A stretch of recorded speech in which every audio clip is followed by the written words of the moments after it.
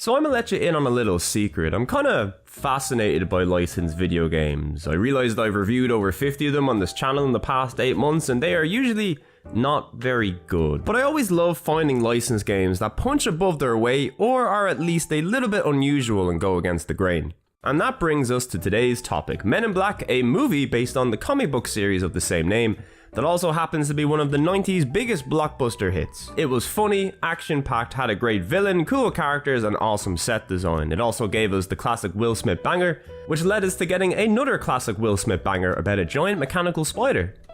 Ah, the 90s. Truly a glorious time. So, as always, I was digging through the depths of the PS1 library and I came across a couple of Men in Black games that I always knew existed, but didn't really know much about. My limited experience with Men in Black games up until this point had been what I'd seen of the PS2, PS3 era games, which all seemed to be rather generic third-person shooters, although I might have been wrong about the PS2 game because you seem to be just blasting the shit out of aliens with like Contra-style weapons, which looks pretty damn fun, I'm not gonna lie.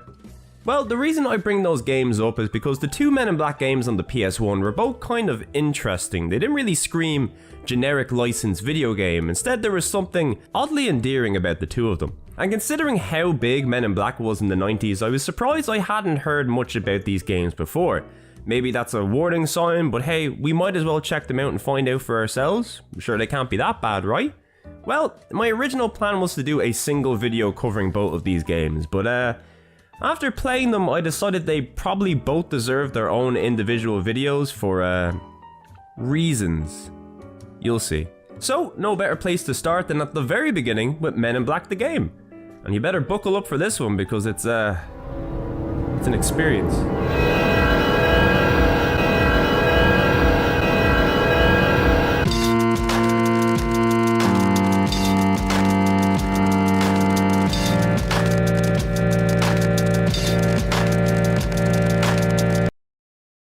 Men in Black the game released on the PlayStation in 1998. Upon first seeing this game in action, I thought to myself, damn, this looks like Resident Evil. Have we really been sleeping on a Men in Black survival horror game this whole time? Well, the answer to that is kinda, but not really. So, Men in Black on the PS1 is actually a port of the 1997 PC release, Men in Black the game. Men in Black was developed by Gigawatt Studios, who would later go on to release PC classics like Animorphs, Know the Secret, and Secret Agent Barbie, which is more or less a Barbie Metal Gear game. No, seriously, it's got VR missions and everything. So, not too long after its PC release, Men in Black eventually made its way over to the PlayStation, but strangely as a PAL-only release. You might wonder why a video game based on a blockbuster hit like Men in Black didn't release over in North America during the PlayStation's prime, but don't worry, we'll all learn why soon enough. So, as we already know, Men in Black is an action-adventure game. It plays similarly to popular survival horror titles of the time. We've got tons and tons of static backgrounds, an inventory system, puzzles to solve, enemies to fight, and my oh my do we got some prime tank control goodness here, let me tell you. It's a game I never knew I wanted until I knew it existed, and I'm not gonna lie, I was pretty excited to play this one. But never in my life have I seen a game just fall apart and explode into tiny little pieces quicker than this game does. It's actually quite impressive. So, the game starts off similarly to the movie, where you take control of Agent J prior to him joining Men in Black back in his NYPD days. The opening level in New York acts like a tutorial stage, I guess, in the sense that if you can beat this thing, you'll be ready for almost anything the game is going to throw at you. So we start off in this apartment complex hallway and you kind of just run around aimlessly for a little bit. You can enter one of these doorways, but the game doesn't do a very good job telling you which one you can. Plus the fact that you also need to be standing in a very particular spot to activate the door doesn't help move things along either. Anyway, if you guessed this door, congratulations, we can move on with the game. So from here, I just thought I'd take it easy and try to get to grips with the controls, but the next room pits us against the game's first enemy. Not a problem, I find out I have a gun, I figure out how to aim it, and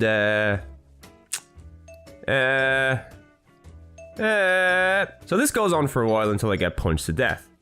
Yeah, for the life of me, I could just not figure out what button you needed to press to fire your weapon. I tried every logical option on the controller and nothing happened.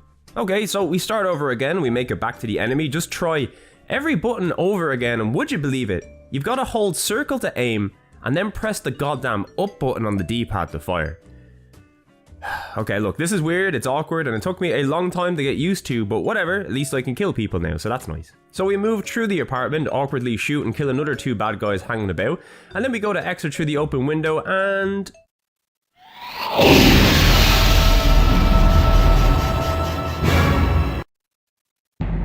I guess the apartment blew up.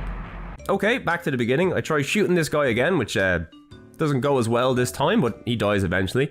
So that flashing red light on the wall, turns out that's a bomb. If we interact with the bomb, we get brought to this screen, and you now control this little cursor, and I guess I'll click this over here.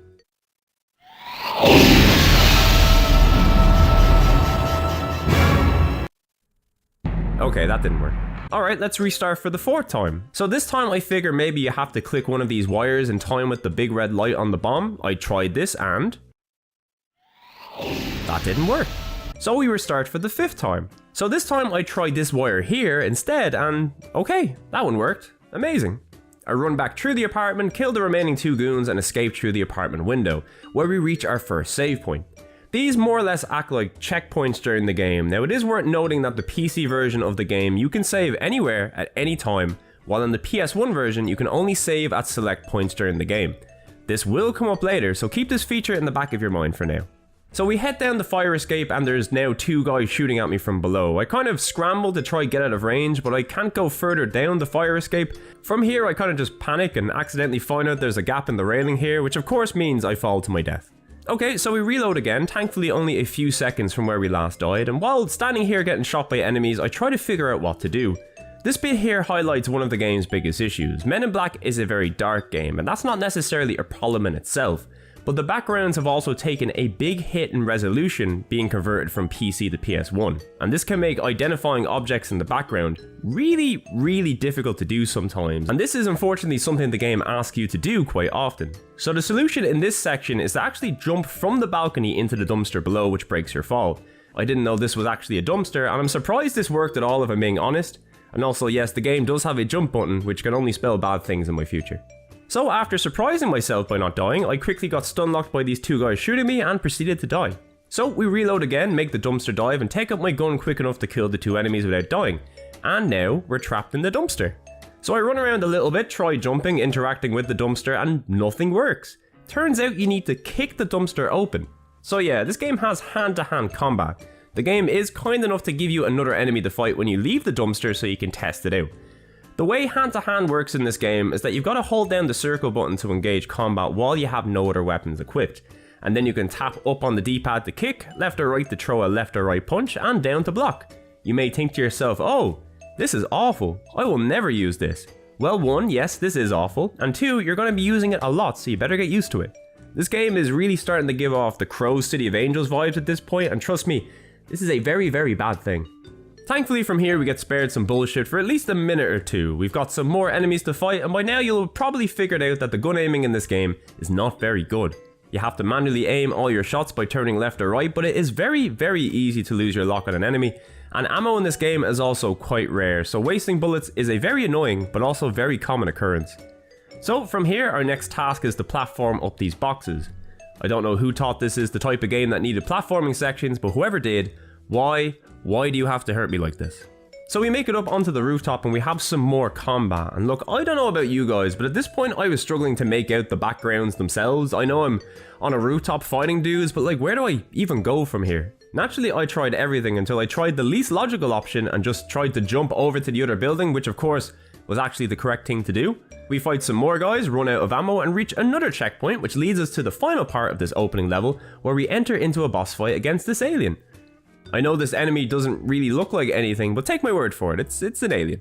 So at this point we have no ammo, which means it's time for hand-to-hand combat with the alien, something Will Smith thankfully is very good at. So as you'd imagine, this is very janky. Hitboxes are tiny and positioning yourself with the tank controls to fight your enemy is very tough, and since you can't attack and move at the same time, it's a case of running around in a circle and taking pot shots while hoping not to take damage in the process, and if you're very lucky, you can sometimes stun lock the enemy into taking repeated hits, which will hopefully end the battle nice and quick. And there you go, Alien is down, Agent K shows up, and now you're a member of the Men in Black. So yeah, as far as opening levels go, this one was particularly bad, I must say. Doesn't bode well for the rest of the game, but sure, look, we've made it this far. Can't turn back now. So from here we get brought to Men in Black headquarters. Now you may have noticed the game uses a cool comic aesthetic for its cutscenes. You'll see these quite a lot during the game before and after select missions, and they are definitely a highlight of the game for sure. Although you will also see these whenever you die, and they are significantly less charming here. One of the things I was most excited to do in this game is explore Men in Black headquarters. In the video clips and screenshots I saw of this game, this place was highlighted heavily because I mean, it looks cool, why wouldn't you want to show this off? Well, headquarters acts as a sort of rest point between missions. You get briefed on your next objective, and you also now get given the choice of selecting which agent you want to play as, Agent J, Agent K, and Agent L. There are some minor differences to each character, namely the various voice lines that they will spout during the game, and also a slightly different hand-to-hand combat style, of which Agent L has by far the best. I know, it's riveting. But other than that, your choice of character is more or less just cosmetic, so don't worry too much about who you pick. For now, we'll be playing as Agent K just to spice things up, but don't worry, everybody will get their time to shine. Once you're briefed and select your character, each agent is also given an MIB pistol as standard, but you can also pick one additional weapon from the Men in Black army to take with you on your next mission. And would you believe it, every single weapon in this game is absolute trash. Damage is terrible, ammo supply is terrible, nothing in this armory is really going to make too much of a difference to how well you do. So I always opted for the Atomizer solely because it has the highest ammo count at 6 bullets. You can find ammo for these guns, but I genuinely think I found 2 ammo pickups for these things in the entire game. So yeah, don't worry about your weapons too much. From here I tried to explore the rest of the base, but it turns out the whole thing is just this little rectangle up top. You can't go downstairs. In fact, the only thing you can do is change your character, pick up a new weapon, and exit to leave the mission. So yeah, MIB headquarters is a little disappointing to say the least. Anyway, the good news is that from here on out, all the missions in this game no longer follow the plot of the movie, so they are actually their own little standalone Men in Black mini episodes, each with their own story. Although, don't actually expect any story beyond the brief cutscenes before said missions. Anyway, it's time we moved on to the game's next mission. Cue the bass, please.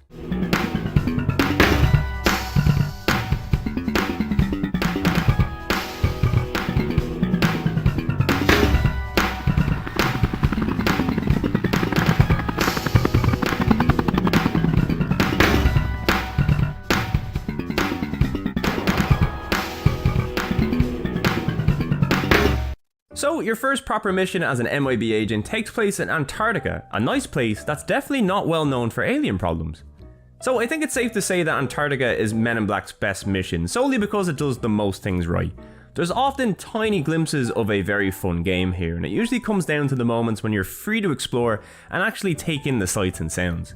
The game has, dare I say, a nice little atmosphere going on here. It's nothing but the sound of the Arctic wind blowing outside while you explore this seemingly abandoned base, just looking for clues to what happened. I should also mention that this game oftentimes just has environmental noise over background music, but it does love playing this one track anytime something big happens in a mission.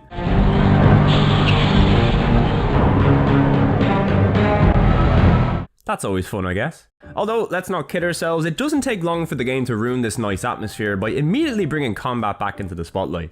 So we beat up this guy who attacks us out of nowhere, after which I make sure I fully explored the whole area. We come across keycards, a flare, an ice axe, and various items that give a little backstory to what's going on. Although the compression for some of these notes honestly makes them practically unreadable. I mean, is there something here you need to know for a puzzle later?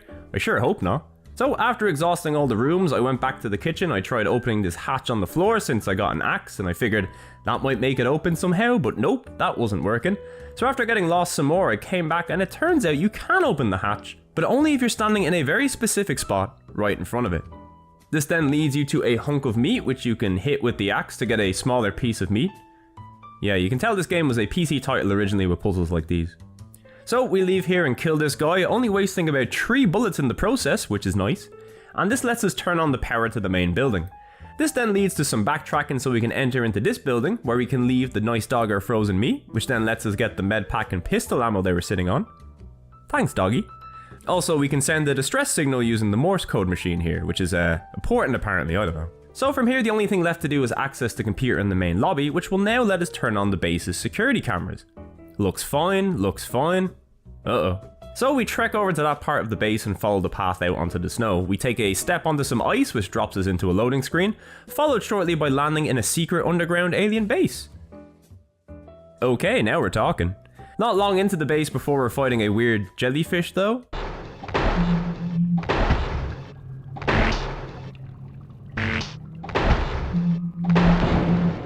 Wow, only 10 bullets used. That's fine. That's okay. That's fine.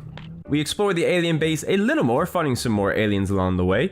I thought I'd try out my Atomizer against one of the smaller enemies, which is a very bad idea, by the way. Do not do this. I actually got so tired of trying to hit this guy, I just ran away and came across another alien, which apparently you can also just ignore. So yeah, let's just walk right on out of here. This leads us to another save point, and by the way, I'd also like to report I've yet to die in this level, which is a noted improvement from my first 5 minutes with the game. I should probably also mention that you can collect medkits to heal in this game, which, as you could imagine with a combat system like this, are very important. This is your inventory screen, by the way, and would you believe its only use is for med packs? The L1 and R1 buttons are what's actually used to equip weapons and items in game, so in the PS1 version at least, this inventory menu is pretty much just meaningless fluff unless you wanna, use a med pack. So we continue on from this weird room with the frozen scientists and agents. To leave here, you need to equip that flare from earlier, which scares off the tentacles that are in front of this door. Although I'll be honest with you, I didn't realize I had actually done that until I watched the footage back, so, there you go, that's a puzzle solved. Unfortunately, once we leave this room, we enter into the final part of this level, which is pretty much just a string of awkward combat sections with various different aliens, all while another bomb timer is ticking away in the background, so no pressure. It's also at this point that all my ammo had run out, so my only option was hand-to-hand combat with each of the aliens, which is very awkward and not fun to do with an alarm going off in the background. Thankfully, we got a nice stun lock going on this guy, which I do not feel bad about in the slightest. They deserve it. I suppose we should try figure out a way to get out of here before the place explodes. Okay, I'm sure that's good.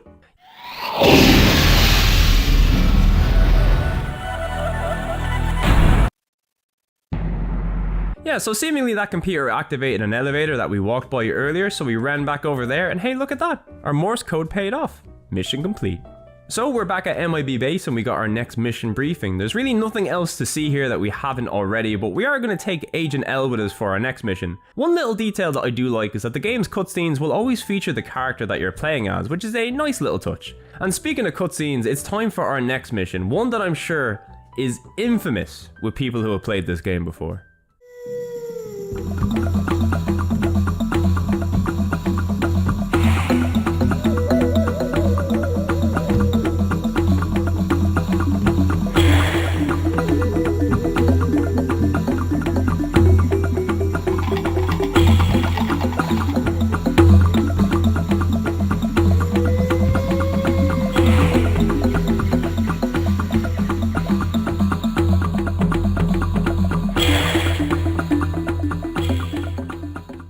Alright, so Men in Black is kind enough to give us a single mission that will clearly highlight all of this game's biggest flaws in one place, so buckle on up.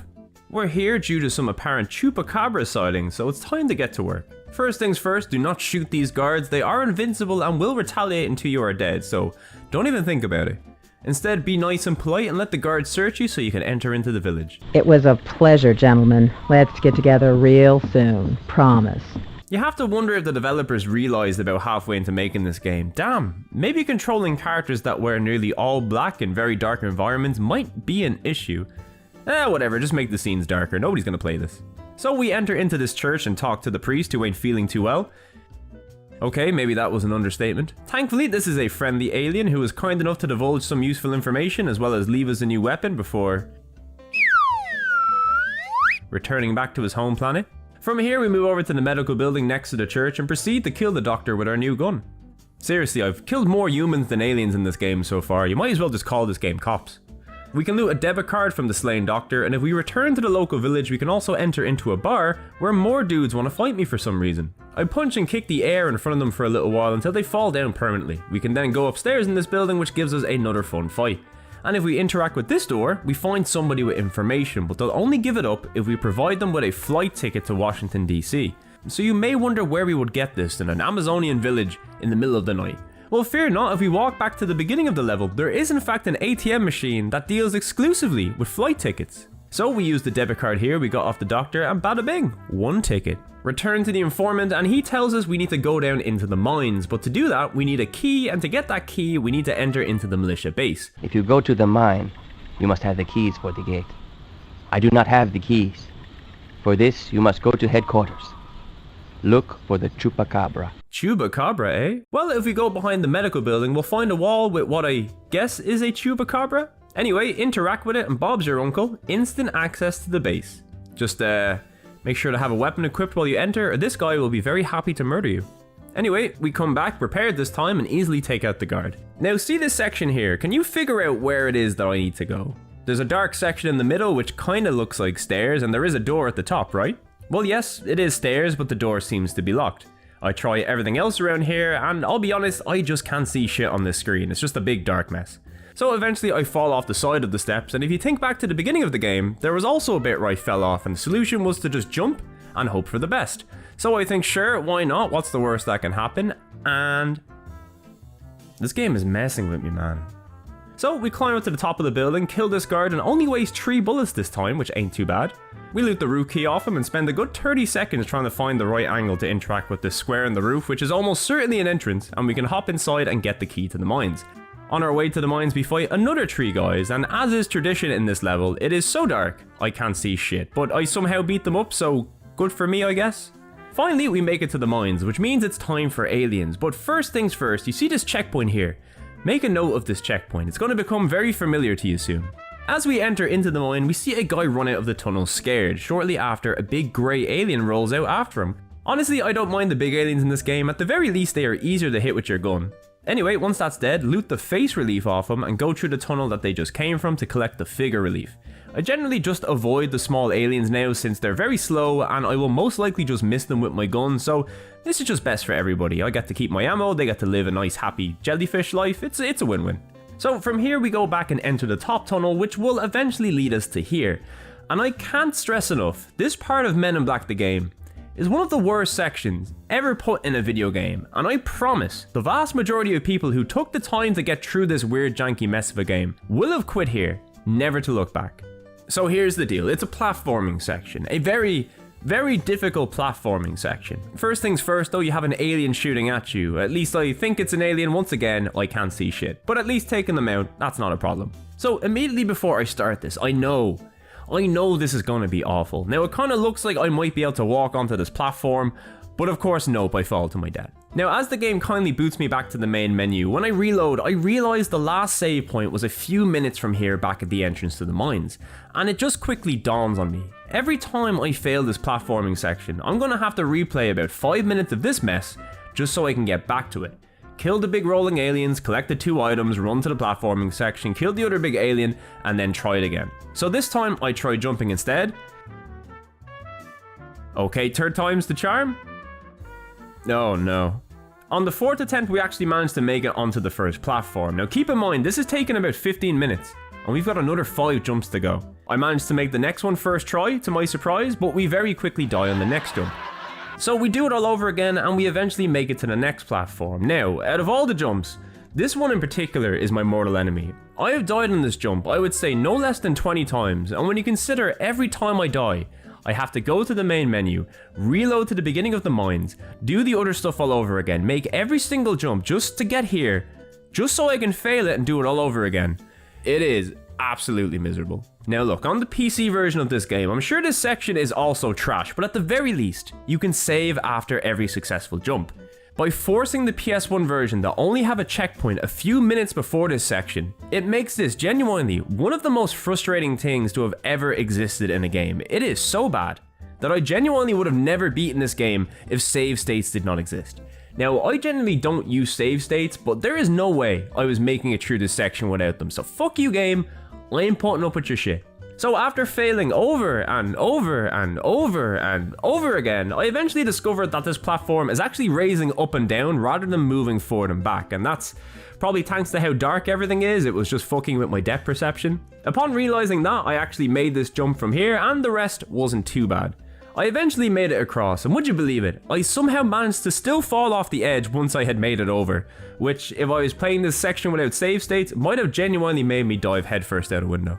So look, now that that section is out of the way, for those who are brave and smart enough to know when to quit this game, well, here's what you missed. First we gotta grab this Panther relief, and then the next screen brings us to a door puzzle. I feel like this might be the first genuine puzzle in the game. I mean, some of the other ones were puzzles, but they were mostly just clicking the right parts of the screen or else you explode.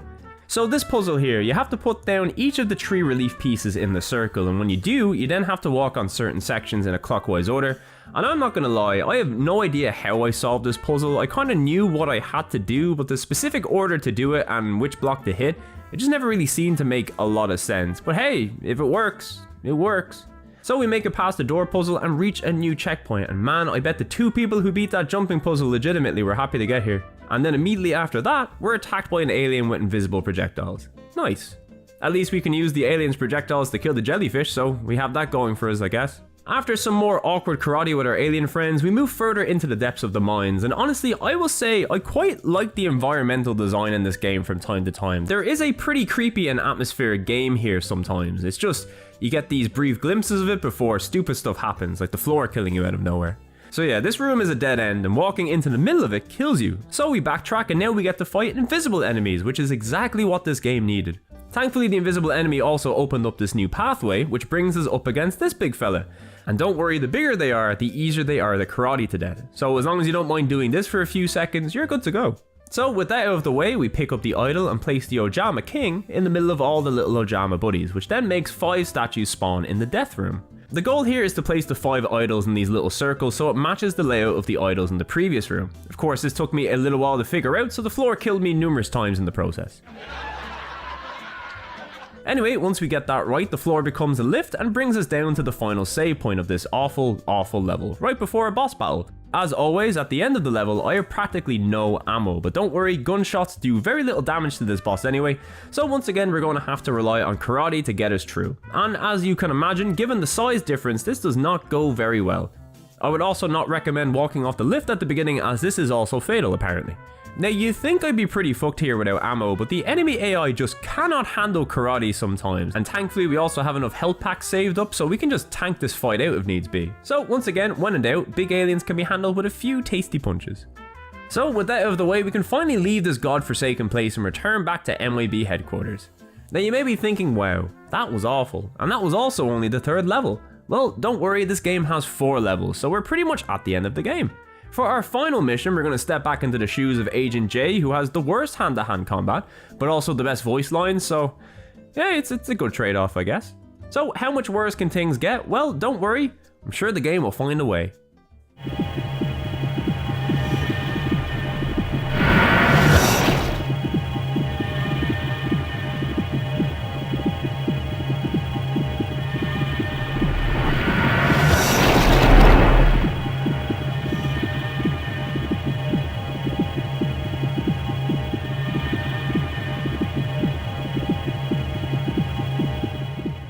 So our last level takes place on an island base, owned by a mad scientist named Frail. I know that sounds exciting, but don't worry, you'll begin this level like most, beating up random goons.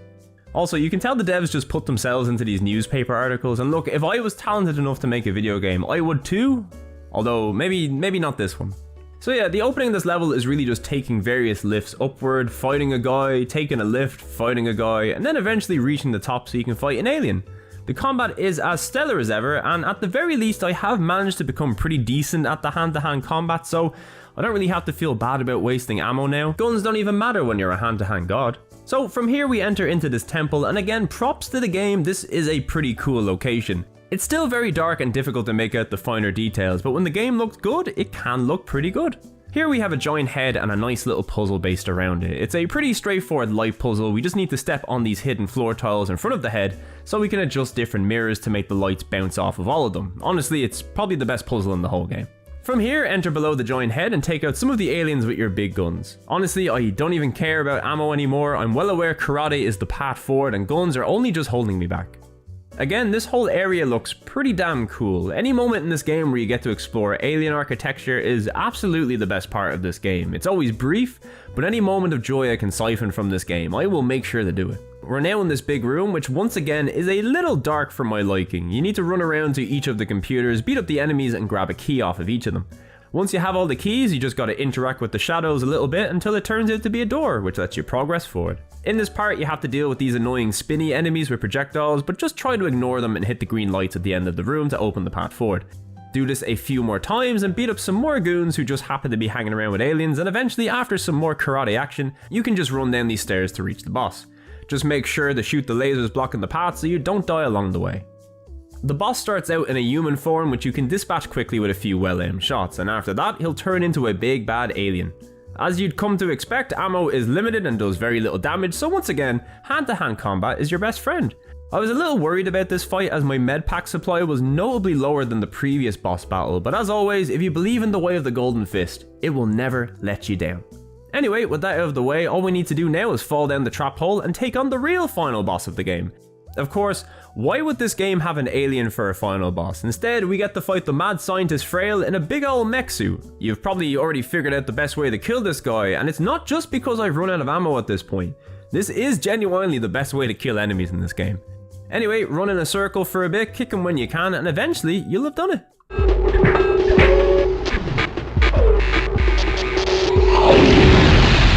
All the money in the world couldn't get you out of this one.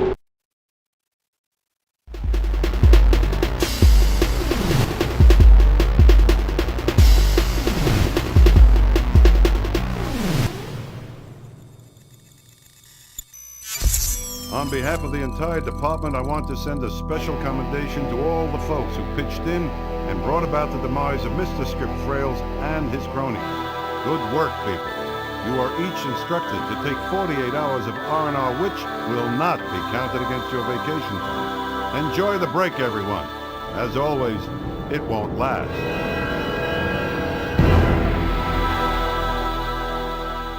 Alright, so that was Men in Black the game. And I'll be honest with you, I could see what they were going for with this game. You can feel like there is the potential for something great here. The episodic X-Files style with individual stories and locales for each mission mixed in with some Resi style gameplay. That is a cool idea. That is just absolutely botched in the execution. There is no hiding how bad this game is, and the PS1 port in particular is just hot garbage.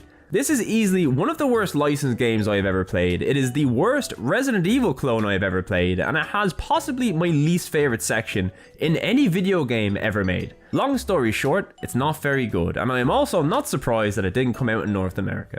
So with that out of the way, the next logical step for my mental health is to jump straight in and play another Men in Black game. Only this time it's one based on the animated series. It has a very cool opening, so I have my full confidence in it. So join me next time as we check out the PS1 exclusive video game based on the series, based on the movie, based on the comic. As always, thank you for watching. Love you all.